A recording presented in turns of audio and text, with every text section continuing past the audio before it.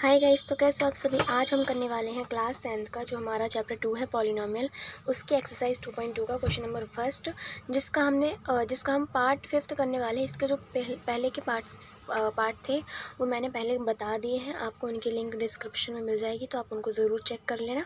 Okay, तो ये वाला जो हमारा पार्ट है ये थोड़ा सा अलग है क्योंकि इसमें एक आइडेंटिटी लगेगी। ठीक है, तो आप इसको अच्छे से समझ लीजिए। तो यहाँ पे क्या है, टी का स्क्वायर -15 है। अगर आप इसको यहाँ पे क्या है, टी का स्क्वायर -15 है, आप इसको और तरीके से कैसे लिख सकते हो, टी का स्क्वायर माइनस अंडर रूट में 15 का स्क्वायर। ठीक है, आपको समझ आया। यहाँ पे क्या है, टी का स्क्वायर -15 है, यहाँ पे आप लिख सकते हो टी का स्क्वायर -√15। ठीक है, क्योंकि जब आप इसका वो करोगे, सॉल्व करोगे, जब आप √15 को √15 से सॉल्व करोगे तो आपका 15 ही आंसर आ जाएगा, इसलिए हम इसको इस तरीके से भी लिख सकते हैं। ठीक है, इसको फिर आप कर दो पुट। आपने ये सबसे पहले तो ये कर लिया। ओके, अब आपको इधर आईडी लगानी पड़ेगा, ए का स्क्वायर माइनस बी का स्क्वायर, जिसकी आईडी होती है ए प्लस बी और ए माइनस बी। ठीक है, तो आप इसको किस तरीके से लिख सकते हो, टी प्लस √15 और टी माइनस √15। ठीक है, तो आप इसको किस तरीके से लिख सकते हो, यहाँ पे is equal to t is equal to plus √15 है, इस साइड जाके -√15 हो जाएगा ये, तो ये हो गया आपका अल्फ़ा, और टी इज इक्वल टू -√15 है, तो इस साइड जाके आपका +√15 हो जाएगा, तो ये हो गया आपका बीटा। ठीक है, अल्फ़ा और बीटा। तो यहाँ पे आपने ये दोनों ज़ीरोज़ फाइंड कर लिए हैं। अब आपको पता है कि आगे हमें क्या करना है, अपने फॉर्मूला लगाना है जो कि है आपका सम और प्रोडक्ट का। तो यहाँ पे आप फॉर्मूला लगाओगे सम ऑफ ज़ीरोज़, जिसका फॉर्मूला होता है -b/a।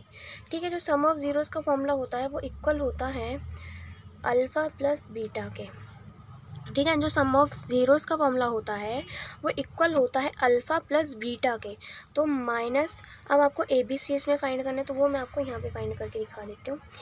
ए बी एंड सी, मैंने आपको ना एक जनरल फॉर्म बताई थी जो कि आपकी ए एक्स का square plus B x plus C.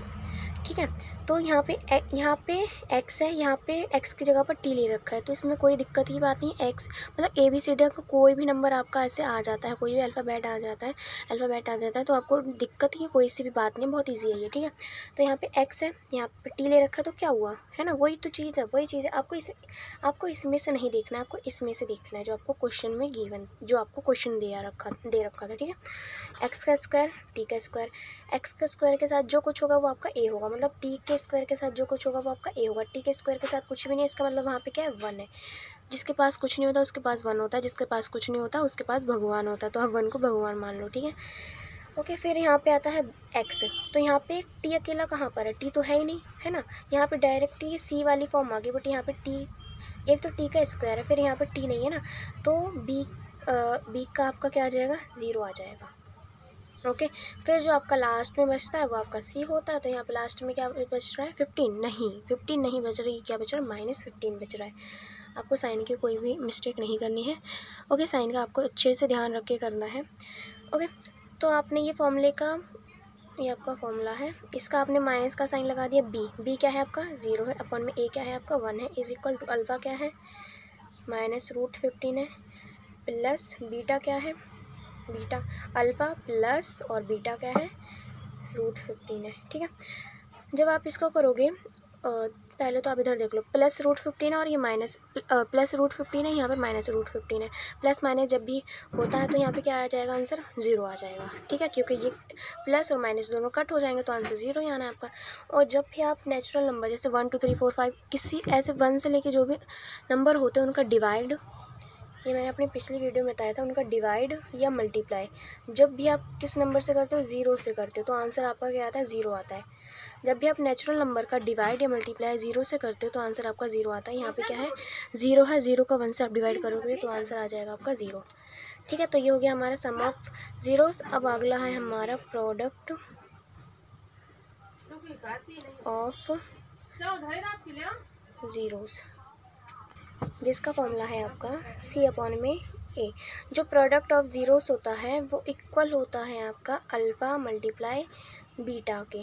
ठीक है, प्रोडक्ट ऑफ ज़ीरोस इक्वल होता है अल्फ़ा मल्टीप्लाई बीटा के। तो सी हमारा क्या है -15 अपन में, ए हमारा क्या है 1 है, इज इक्वल टू अल्फ़ा क्या है -√5 है, मल्टीप्लाई बीटा क्या है प्लस √15 है, √15 है। ठीक है, तो देखो यहाँ पे तो आपका 1 नीचे है तो उसकी कोई वैल्यू नहीं है, अगर 1 ऊपर है तो उसकी वैल्यू, अगर 1 नीचे है तो कोई वैल्यू नहीं है। तो इधर आप लिख सकते हो -15 इज इक्वल टू, सबसे पहले तो आप ये देखो जब भी अंडर जो भी आपका रूट होता है ना, जो ये होता है, ये चीज़ जो होती है आपकी, ये जब भी ये मल्टीप्लाई में होता है तो ये और ये कट हो जाता है। ठीक है, तो यहाँ से भी ये कट हो गया, यहाँ से भी कट हो गया, तो आपका क्या बचा -15 है ना, -15, और इस साइड भी आपका फिर वही बचेगा। तो यहाँ पे -√15 है और यहाँ पे +√15 है, तो वो आपका आंसर किस में आएगा इतना तो आपको पता चल जाना चाहिए, क्योंकि माइनस मल्टीप्लाई प्लस करते तो आंसर हमेशा हमारा इसमें आता है माइनस में आता है। और क्या आएगा हमारे यहाँ पे 15 आएगा, है ना। तो ये आपका होगा प्रोडक्ट ऑफ ज़ीरोस। ठीक है, आई होप आप लोगों को ये वाला क्वेश्चन अच्छे से समझ आया होगा। बहुत इजी क्वेश्चन, एक बार अपनी नोटबुक में लिखो, देन उसके बाद खुद प्रैक्टिस करो तो और अच्छे से आपको क्लियर हो जाएगा। ठीक है, इसमें आपको ये वाली आईडी ज़रूर याद कर लेनी है। ओके, तो ये था हमारा 5th पार्ट। आगे के पार्ट देखने के लिए मेरे चैनल पर जुड़े रहिएगा, और आप ना एक बार डिस्क्रिप्शन ज़रूर चेक कर लिए करना, क्योंकि उसमें मैं सारे जो इसके पार्ट्स होते हैं ना उसकी लिंक डाल देती हूँ। ठीक है, ओके बाय, मिलते हैं अगले पार्ट के साथ।